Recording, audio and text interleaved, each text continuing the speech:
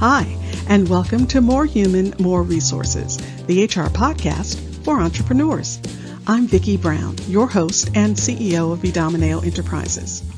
As a serial entrepreneur, I understand that having the right expert help has been critical to my success.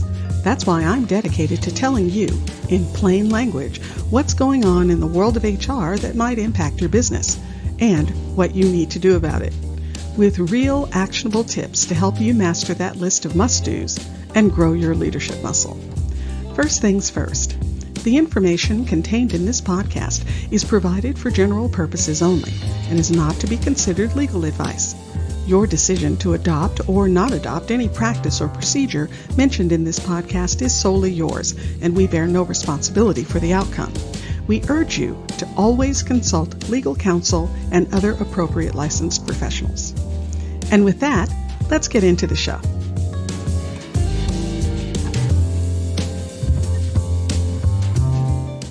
You're listening to Season 1, Episode 30.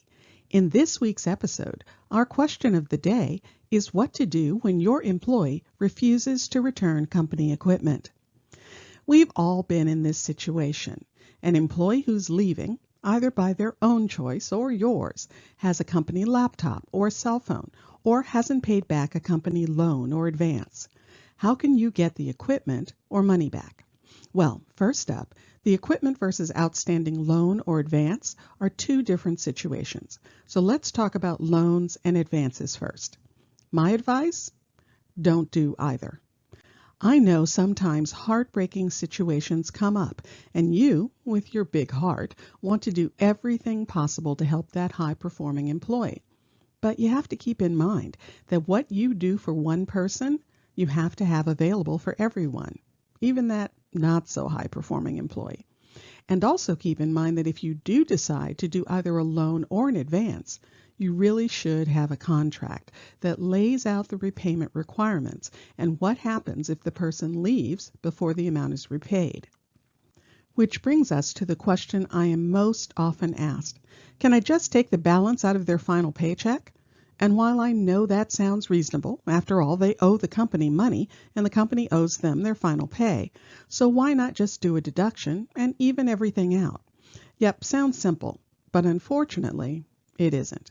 You see, the federal government and most states have very strict rules around what qualifies as a legitimate payroll deduction, and things like taxes, benefit payments, garnishments, and unemployment insurance fees are in the OK column. But in California, for instance, balloon loan repayments are in the not OK column.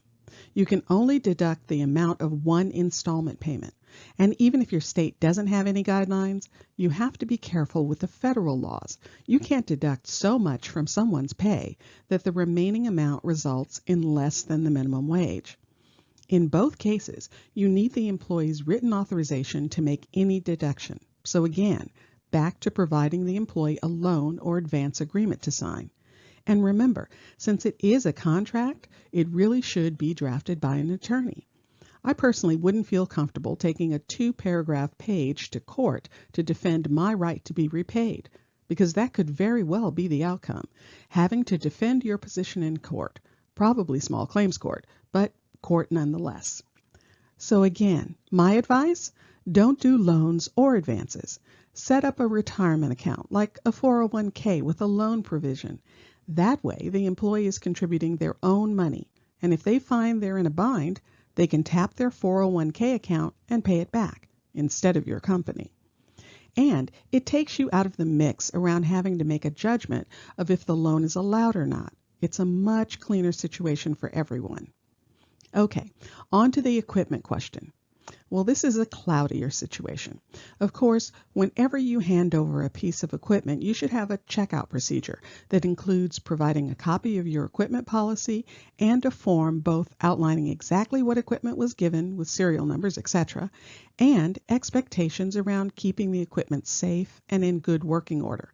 No expectation of privacy, in the case of a laptop, for instance, and what to do if the equipment is damaged, lost, or stolen.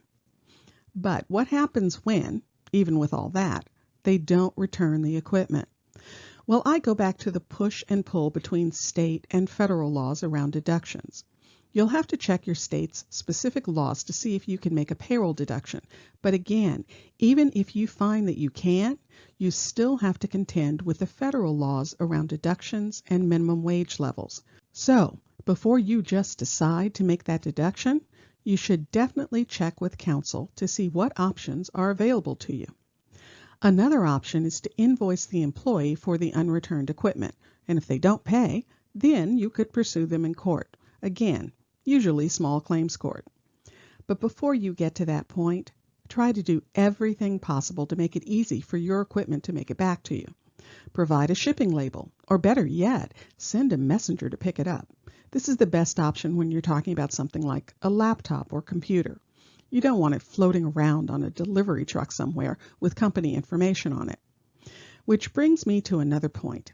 Whenever you're giving out computer equipment, make sure it's equipped with some type of Find Me software, and that you have the ability to remotely wipe the information if the system is lost or stolen. And of course, it should be password protected.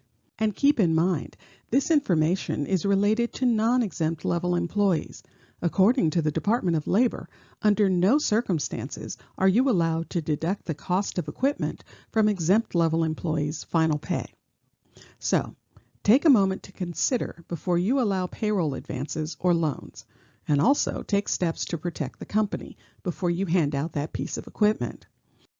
If you found this information helpful, please leave a review and tell a friend. Thanks for spending the time. Until next week, same time, same place.